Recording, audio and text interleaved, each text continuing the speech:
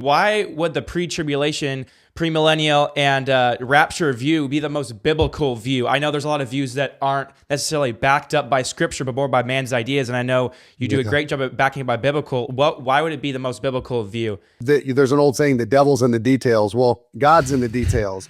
It really does matter what the text says. And to be honest, most people do not honor the text enough to say, this says this says this. How do they logically fit together? Do they contradict one another if it's the same event?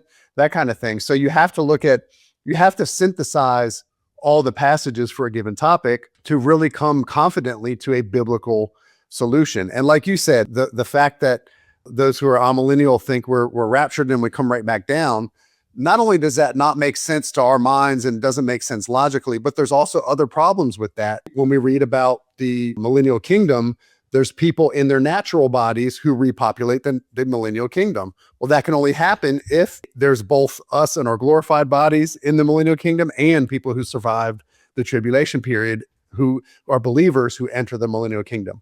Also, the rapture, the fact that in 1 Thess 2, Paul makes it crystal clear that we're going to meet him in the air to go be with him. That mirrors what Jesus said to his disciples in John 14, 1-3. His disciples would have known immediately that that was Jewish wedding language. And what would happen in the Jewish culture was the groom would get engaged to the bride, and there was a legal binding agreement. It is as good as being married. They just weren't together yet. Just like he already paid for our salvation. It's a legal binding permanent agreement.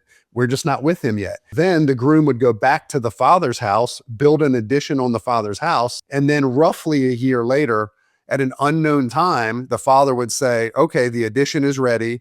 You're ready. Go fetch your bride. And without any announcement, the groom would just come and show up, and his bride, his groomsmen would shout his appearing, and he would come, and they had this thing called a ketubah. They would literally lift the bride up and take her back to the father's house. It is the exact same picture. We're the bride of Christ. He's the groom. He's at the father's house. When God says it's time, he's going to come fetch the bride. So we go back to the father's house to get our wedding garments for the wedding.